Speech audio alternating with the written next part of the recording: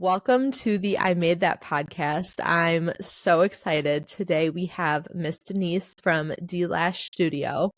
We are, unbeknownst to you guys, in round 2 of this episode. We recorded an amazing conversation last week and went to go review the footage. Unfortunately, all of our audio was broken. So we are going to have another really fun conversation today. We're going to talk through Denice's lash business, her products, how she got here, and I'm super excited to welcome her. So Denice, welcome to the I Made That podcast. Hi, welcome back. Yes. Part 2. I'm excited. Okay, awesome. So I know I kind of mentioned that you own your own lash studio, but can you explain to our listeners that might not be as familiar with you, what exactly do you do?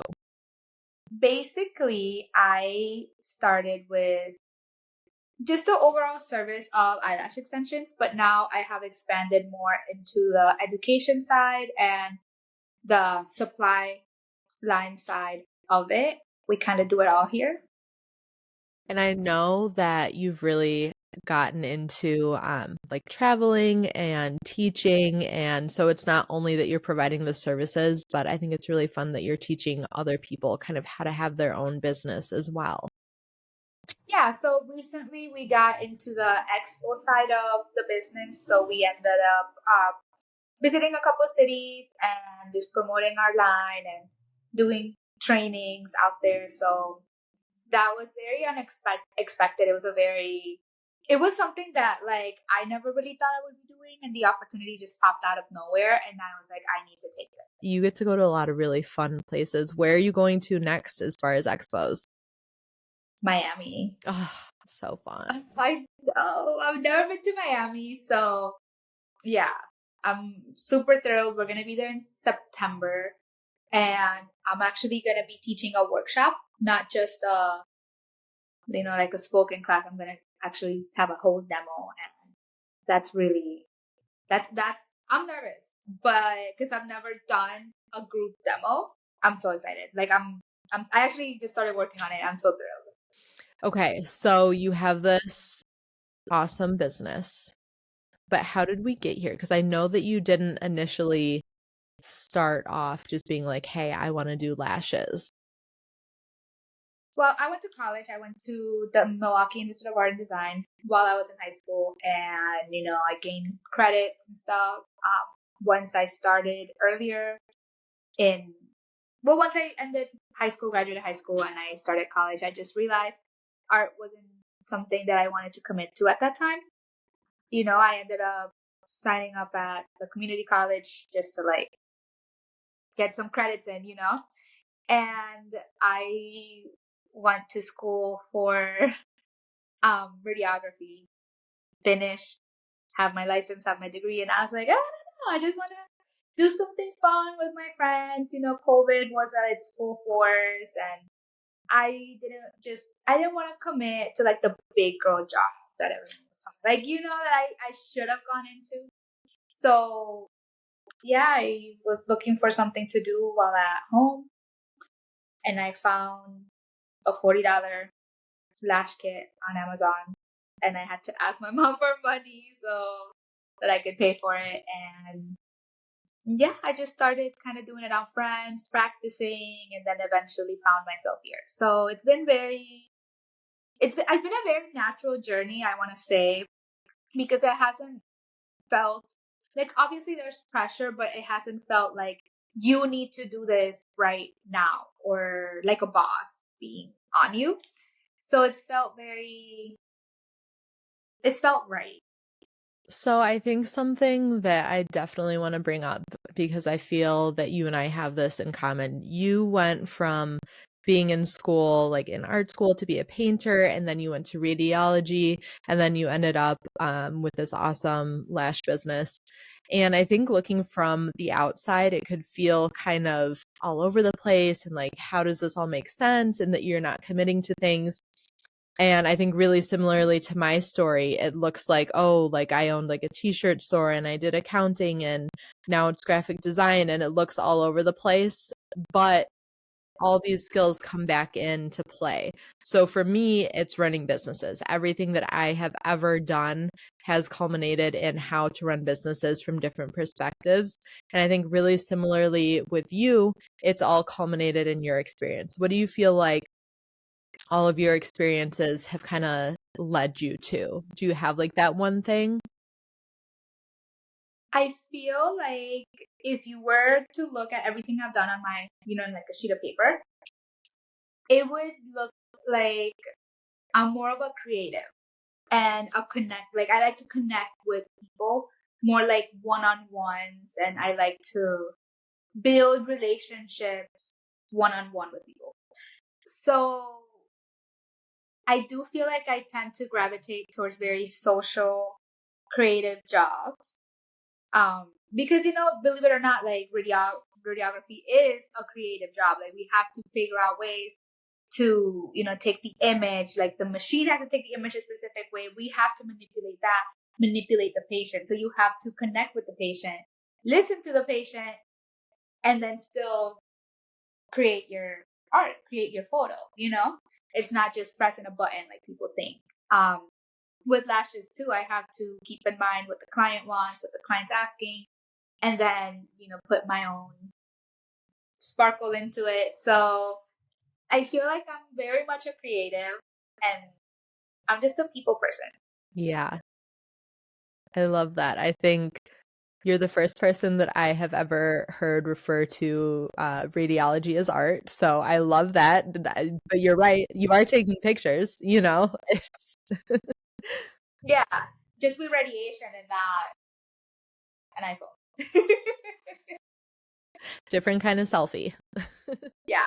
It's really fun. I just think the whole concept that we can like look inside people's bodies is like crazy to me. But I love it. It is fascinating. I think a lot of that really naturally translates to working so closely with people in what you do now, because I know we've kind of talked about this before, but it freaks me out how close you have to get. Like you really have to trust somebody if they are going to do your lashes. You are in their eyes, and like their eyes are closed for an hour or however long you're doing it. So I could see how a lot of that kind of like bedside manner and customer service and like those interactions that you're speaking about in the medical field would translate so well into the lash business. For sure. And I also, like I have said, like we're working with things that are 0.03 of a millimeter thick, so I have to have that ability to multitask, to listen, to see what what they want. Because they don't know lashes. So like I have to kind of read their mind, still pay attention to what they're talking to me about, and work at the same time. So I feel like I've always just been one of those people that likes to do multiple things at once in order to be like engaged. So it just comes naturally to me. I was going to say, I feel like a lot of this stuff is the things that can't be taught. It has to be something that's in you. So I think it's fun that you've found like all these applications to try it out across. I think you're also really known for being the person that will try anything once. And I love that about you. I kind of want to jump into, in terms of trying all these different things in life and in work, is there any negative situation that you can think of that you were really able to learn from? Well, during our first expo back in March, I ended up having to restock my inventory completely because I wanted to be ready. I also was sold out of a lot of things, and I placed a huge order for like our most popular trays, and my supplier completely it was just a misunderstanding. I approved the design thinking that they knew what I was talking about, and they didn't know what I was talking about, but since I approved it, they went and did what I told them to do. Yeah, so it was just miscommunication on both ends. I get the product and it's completely messed up. I can't sell it. For the people that know lashes out there, mixed trays are supposed to have numbers on the side. They didn't have the numbers, therefore you don't know what lengths they are. You don't know what to pick up. It was just a mess. So I probably had like, I think it was like $900 just worth of useless inventory that I couldn't move, I couldn't sell. And like, keep in mind, that was an investment out of my own money. Right. So I didn't even know if I was going to see the profits just yet. Like, I remember, like, the old me would have, like, I would have cursed someone out. I probably would have drove to my manufacturer and was like, take your stupid trade. But no, I, like, remember just sitting like, okay, what can I do with this? You know, let's brainstorm. Like, can we sell? No. Can we manipulate them? No. We're at a loss. How do we move forward? So easy peasy, I just ended up messaging the supplier. Turns out that it was around their Lunar New Year that they do, so they don't work for like a whole week. So they had to redo the entire order again. And it had to get here right before I left. Because remember, we're leaving to Arizona. Like, we need to take some sort of inventory. And the order got here, if I'm not mistaken, like the same day that our flight left that night. So I was here at the shop, like, packing, and my trays didn't get here until like that morning. I packed everything and threw it in my car, and we drove, and we left Arizona. Oh my God, that's so stressful. It was, but you know, I couldn't think about it. You know what I mean? I'm like, I'm focusing on this expo. I'm focusing on what I can control. And then I came back and I had too much inventory and I couldn't do anything with it. So I decided to like run a sale. And that was like perfect timing because all the people from the expo that purchased at the expo were able to stock up because they had already tried our product. They had seen our product. So all of it flew off the shelf. So I was like, oh, blessing in disguise. And it was wonderful. Oh, making lemonade out of lemons. Yeah. That's exactly what it was. Oh, that reminds me, I think I've told you this story before, but one of my first, when I used to do like t-shirt printing. And so I would print all these large scale orders for people that own stores and stuff, and they would resell them. And I got my first big order. It was like $15,000. I was like, oh my God, I don't even know like what to do with this amount of money. It was for these really awesome people out in Palm Springs. They had like the cutest little store. So anyways, I get them their order, like we get through it. I was so stressed. They receive the order and they call me and they're like, these are wrong. They're not sized correctly. We need to reprint all of them. And I'm like, oh my God, like what do I do? So I ended up having to take all the shirts back. I had 400 shirts. I still have some of them because I didn't know what to do with all of them. So I mean, I donated most of them and then we used some of them for like reprints, but I had to reprint the entire order. Somehow still like was able to cover my costs at least, thank God, but was able to learn from that situation. Okay, here's where I really need to check on things with the customer, make sure that there are not miscommunications, very similar to what you did. It's an ordeal though. And I will say I've never made those same mistakes again, but it's also hard having to learn those lessons in the moment.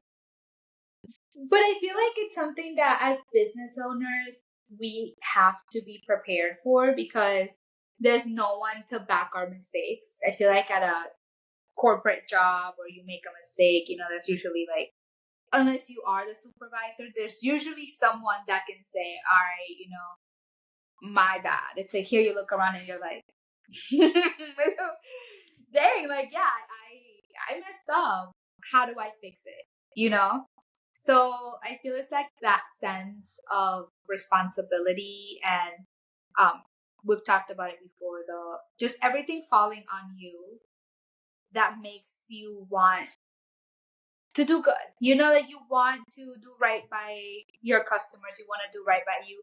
And like we're kind of forced to learn these lessons that obviously are gonna make us better people, but we kind of learn them in a way that other people won't. Or that most people don't. You know, I feel like it's kind of even harder. It is radical accountability, 100%. Because you're right, there's nobody to hide behind. And, I feel really similarly to when I'm putting kind of like art out into the world when I'm doing graphic design. It's like, I created this, I drew this, I made this. There's nobody to blame for. So, you know what I mean? If you get this art and you don't love it, it doesn't align with what you're envisioning for your brand, I can't sit there and take that personally. We're going to redraw it. We're going to redo it. We're going to get you what you need. Okay. I want to jump into something completely different. Who do you look to for inspiration? Like, who really inspires you? Ooh, this is a good question. I don't know. Honestly, just women in general. Like, that's so funny. I was just talking to a client about the Olympics and how I love the Olympics. I usually do watch them all. I just haven't had time this time around. But I love people, but especially women. Like, I love the diversity, and I love how everyone just has their own qualities. And like, I know women in the business, in the same business that I do, doing the exact same thing, and everyone has the thing that they're good at. And for a really long time, I felt like, oh, I'm not good at this. It's just me. I don't really have anything. And then, I'm going out to these expos and I'm meeting girls that are like, oh my gosh, every time I need an inspiration for this, I look at you. And I'm like, me? Like, what? What do you mean me? Like, what?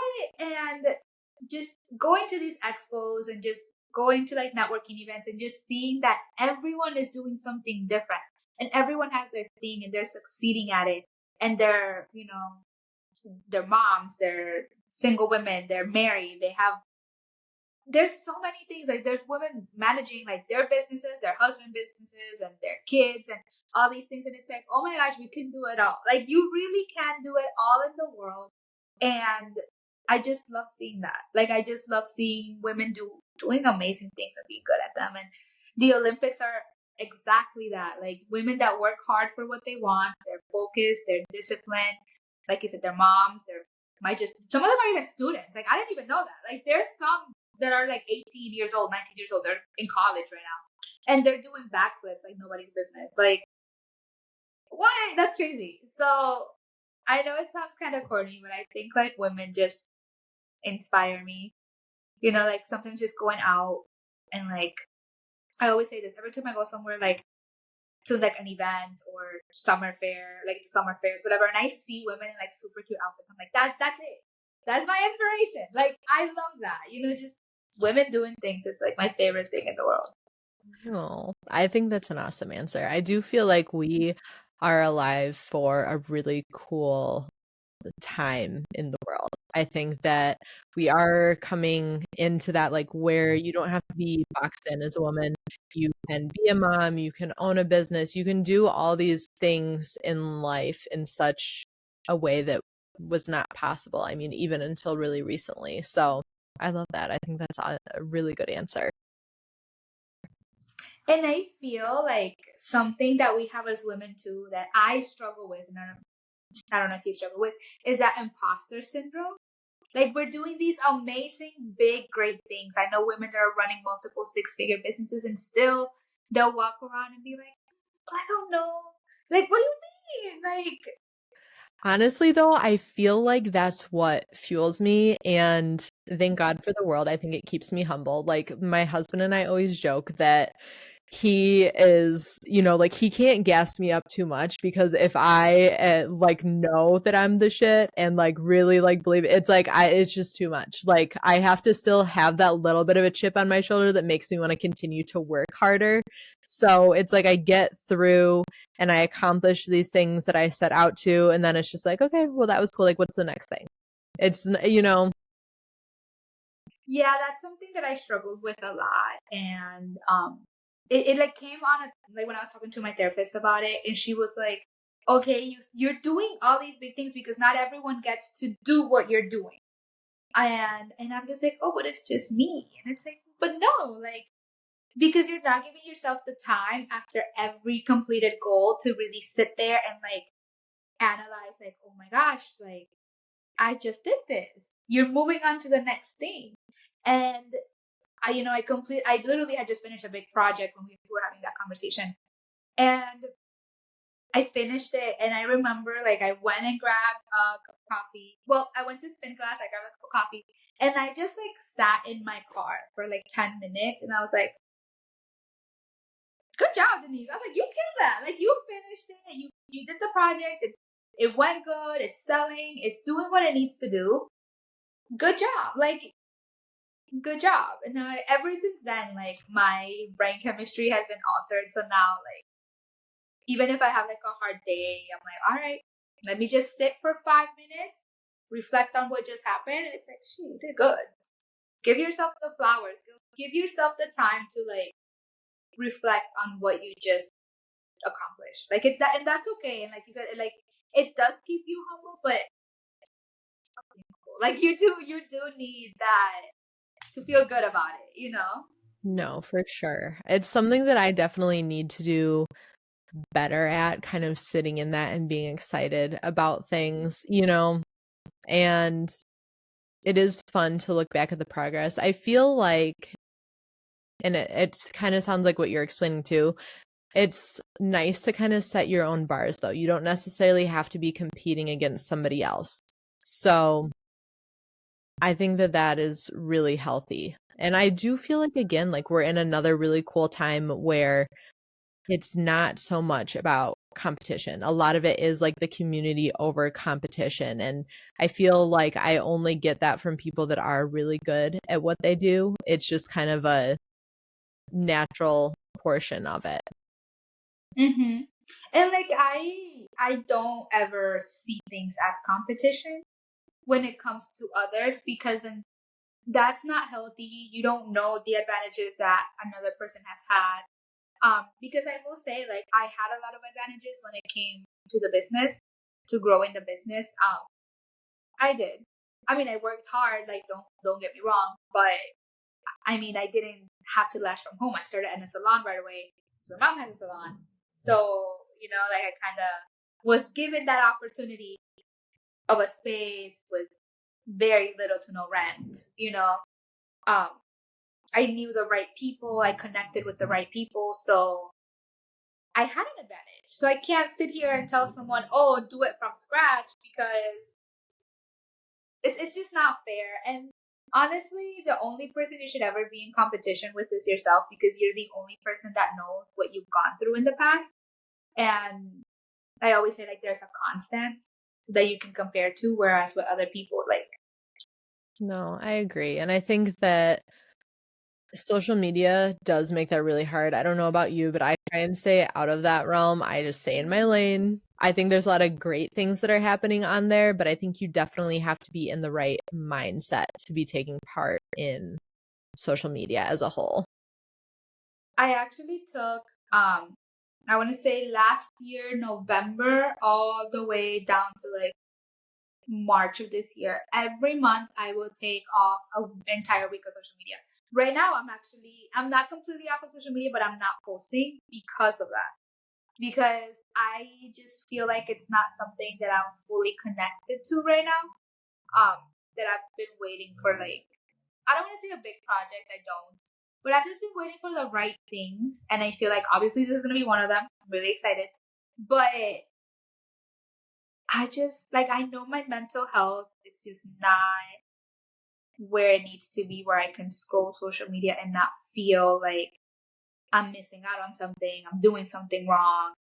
And a lot of social media is fake. Like I can tell you that I don't put fake social stuff on my social media, but there's been some things that I've posted that people are like, "Oh my gosh, I thought you were doing this and doing that," and it's like, "No, I'm just at home." Like, no, like, so ever since I've realized how dangerous it was, ever since I took my first break, when I realized how hard it was to leave social media, I was like, this is not healthy. Why is it so hard for me to not look at my phone? That's suspicious. Like, It is. And I don't know about it's giving you. mind control. It is. Yeah. To me, to be honest, it's more difficult to have moderation with it because I think I get like the same thing where it's like when I'm off of it, like I don't want to see my phone. I don't want to answer calls. I don't want to answer emails. I don't want to do anything. And so it's hard for me to find like the healthy in between of, being online and having family time and having work time and like when I'm available and when I'm not available. Do you feel like that's ever something that you struggle with, kind of setting your boundaries as a business owner? Not so much as a business owner. I feel like my clients right now are really good. They know like if I don't respond right away to use the site, or I always say like if it's an emergency, don't call me, call the police. Um, yeah. So my clients know kind of like that relationship. I do have clients that I'm way closer to than others. I do service a lot of my friends, so they do have my personal number. But even then, like they know, um, like, hey, I can't really fit you in. Just because you're my friend, I can't fit you in. They're like, I get it. It's okay. It's your business, you know. My friends still send me cancellation fees. Like they still send me no-show fees. Like they're, I feel like my clients. I don't want to say I train them, but they know, kind of like, hey, I'll help you if you help me. You know? But I think that comes from, and it should be a testament to you of setting those clear boundaries. And I think that that's something that's difficult, I think a lot, across many industries, specifically in like creative and service-based industries, though. Yeah, and I feel like me not having personal social media kind of help because then I'm 100% transparent with my clients. Like, oh, I'm taking off. I can't take you. Oh, why are you taking off? I'm going on a boat. I don't know what to tell you. Like, and you're going to see me be on that boat. But I will, like, I won't miss your appointment. I won't, like, what you see is what you get. So I feel like, in a way, I like that about social media when it comes to like forming that personal relationship with your clients. But at the same time, at least what I struggle with social media is that I have an all or nothing personality. So I will sit there and scroll and want to talk to everyone and everything for hours and hours and hours, and I don't know how to stop. Other than that, like I hate creating content. I do. I will 100%. I will pay someone to create content for me all day, any day. Like I cannot. Um, I'm old.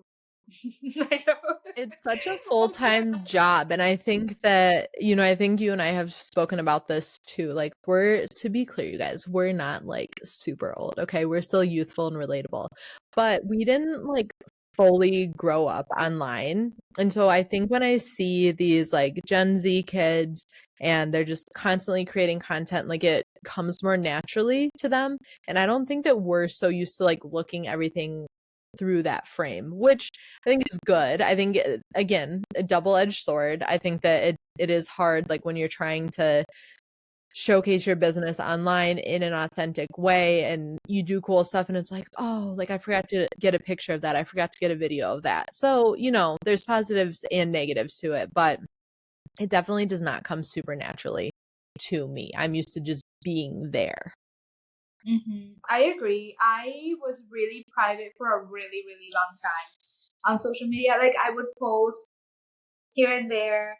Even right now, like my personal social media that I don't even use, it's only people that I do know. Not a lot of people have like my phone number. Not a lot of people follow me on like the personal side of my social media because I went through some things in the past that ended up putting me in bad situations due to post over sharing on social media. And I learned my lesson. I was like, I never want to be like that again. So I don't even post real time anymore. And I don't know, like I guess growing up we were raised with that stranger danger. You're always talking to a stranger on the internet. And like it was a scary place. Like I don't know if you remember like the talks my mom used to give me, like, oh, I'm talking to a friend on the internet from school. Like, no, you're talking to a 37-year-old man and he's gonna kidnap you when you go to the movies. And I was like, all right. And nowadays it's like people are dating on social media. Like, what? Dude, I love Catfish. Like, don't even get me started. I binge watch Catfish. So, Oh my god. It's just crazy. Like 90 Day Fiance, what is that? Like people are wild. insane. But I also feel like social media is such a great tool. It's such a great thing. I feel like it has made us more connected as people because I don't know if you've seen those reels where it's like, oh, have I even had an original experience before? Everyone has experienced the same thing that I have, and I'm like, that's amazing. Because back then I used to feel so alone, like, oh, I feel so alone in this and this heartbreak or in this insecurity. But it's like there's other people that have it. It's normal. It's fine. But at the same time, like you have these amazing people whose lives aren't real, and like once again, it's an all or nothing thing, and we just have to be really careful. I think, like you said, I think it is a good tool. And so I think like treating it like that is a good way to go. So, all right. Well, I'm going to totally switch gears again. Who would be your dream client? Ooh, my dream client, Rihanna. Oh, such a good answer. Rihanna or Nicki Minaj back in her pink wig era. Yes. Did we talk about this? Okay, I used to be like, when I was in high school, Nicki Minaj was like who like I wanted to be. I mean, really Rihanna too. When she had that like asymmetrical bob, I fully The red hair. yeah. Yeah, Nicki Minaj literally birthed me, and she was like, I didn't even know English, and I was listening to her songs and just watching her just be her. She did not care. Her pink wig, her bangs, just like All the living crazy, life. yeah. Yeah, just living life and her fun outfits and her platform heels and the Barbie necklace. It was like, that's who I want to be. Like, that's who I want to be. Why not? Just kicking it. I think this is another, sorry, I have to make you tell this story. So I think that you really live life like unapologetically you, and that's one of the reasons why I'm so thankful to have you in my life. I feel like I need these kind of people in my life to keep me, knowing that it's okay to like be myself too. But will you tell our listeners the story real quick? Because if you're listening right now and you're not looking, Denice has on some really fun colored lashes. I think they're blue and pink right now. So you were out at the store and you had a little fan. Can you tell us what this little girl? For some reason, I thought you were going to ask me about the ordained minister story. No. We can get to that too. She didn't at all. She's also, when we were talking earlier about how she will try anything once, like literally anything, she is also an ordained minister. So if you need to get married, she can do that. She'll do your lashes and she'll do, your ceremony at the same time. Exactly. So, yeah, I actually went to get coffee at the local coffee shop by my house. And at that time, I had different lashes, I had different nails. But there were like two little girls, probably like no older than like 9, maybe, just like looking at like the cookie case while I was waiting for my coffee. And I had sunglasses on, and I'm just like waiting, like a bad bitch. And they're picking out their cookies, and one of the girls notices like my nails because my hand was like sitting on the counter. And she's like, oh my gosh, like look at her nails. And like I hear them talking about it, and they look at the mom, and the mom's like, tell her you like her nails. So they're like, excuse me, I really like your nails. Like little girls, they were so cute. They're like, I really love your nails. And I'm like, oh, thank you. And I show it to them. At that time, they were like pink and blue. Now I got like these little funky colored ones. But I take off my sunglasses and I'm like, yeah, they match my lashes. And they just looked at me and they were like, oh my God. Like it was the most amazing thing they had seen. They looked at each other and they're like, look at her lashes. Look at her nails. Oh my gosh, mom, I want pink lashes. I want fun nails. And like I had my purse, I pulled out my little wallet and I had like a strawberry shaped wallet. And they're like what? And I just love that. It like warmed my heart up so much. They were so excited. And I don't know, just to be that adult that's showing children like, hey, you can still do fun stuff as a grown up. That was something that I love because growing up, I've always liked the extra stuff, I guess if you want to call it. So as I grew up and saw the adults around me get toned down because, oh, you're growing up, you can't do that. Oh, you have to be professional, you can't do that. And it's like, yes, I can.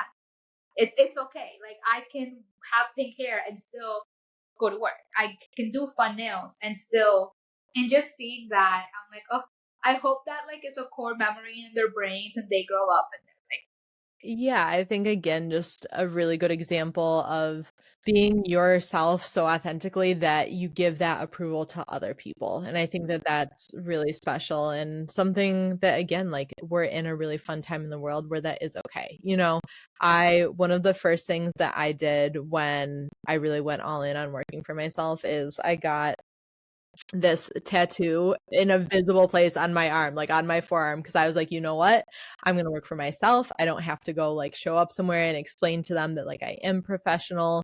But I think that there is still a lot of thought around what is and isn't allowed like as a professional adult. So I think it's fun to see you breaking that mold. And that's why I love being around creative people, because I don't think that stigma is such a thing in creative industries.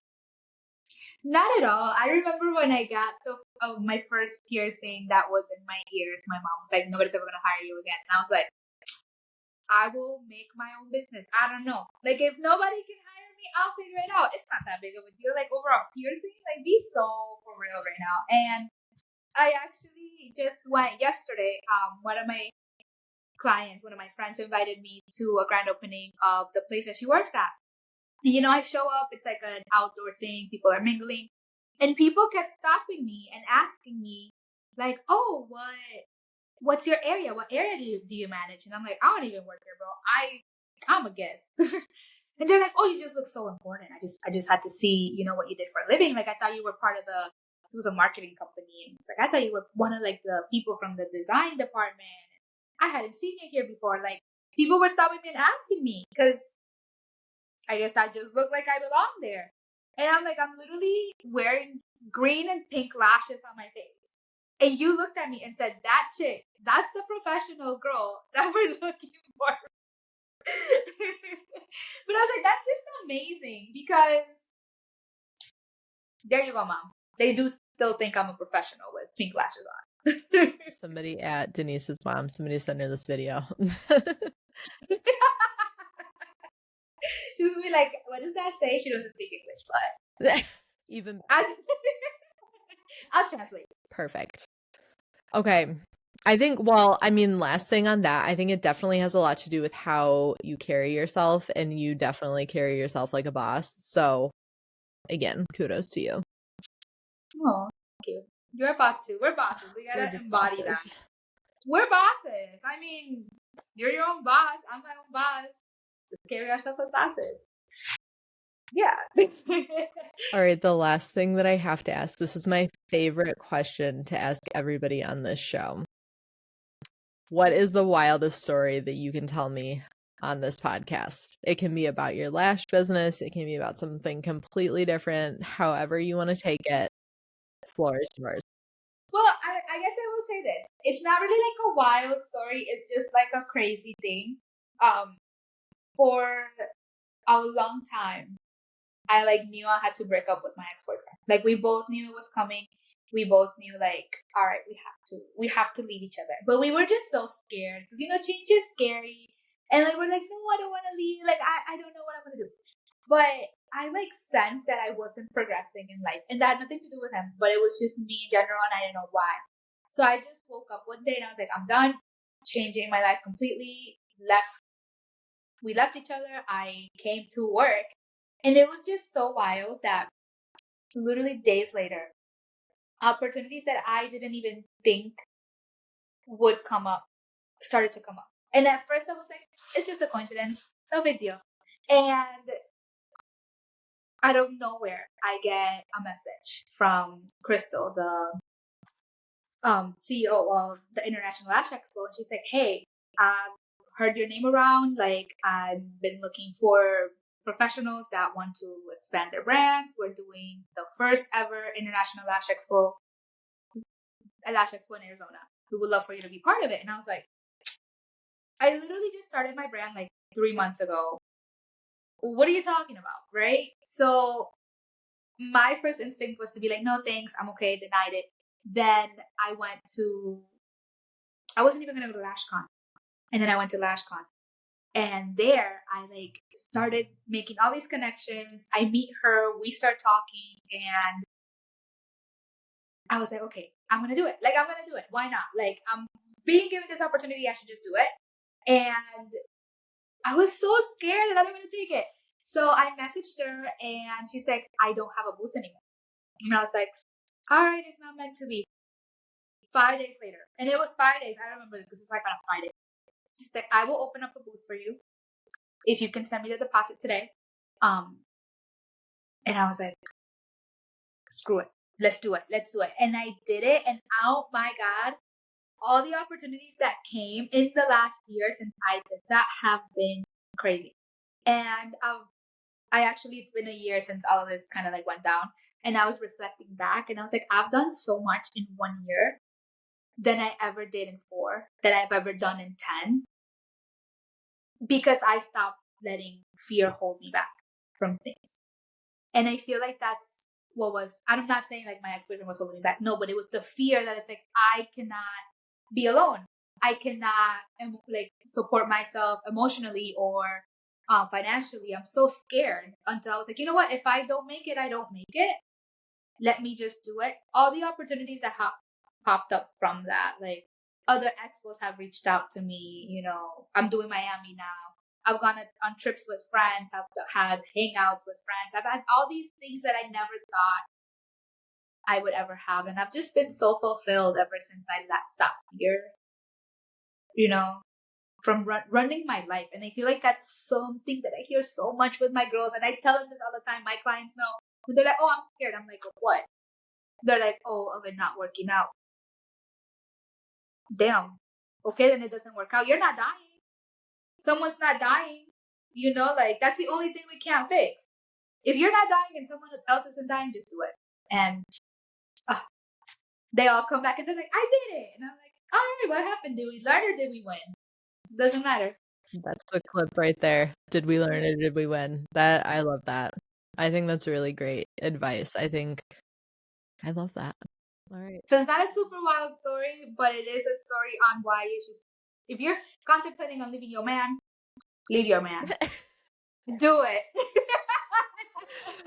That was not going to be my exact takeaway, but thank you for that summation. Do it. Well, Denice, I want to give you a chance to plug any social media, website, whatever you want to give us. Where can people find you?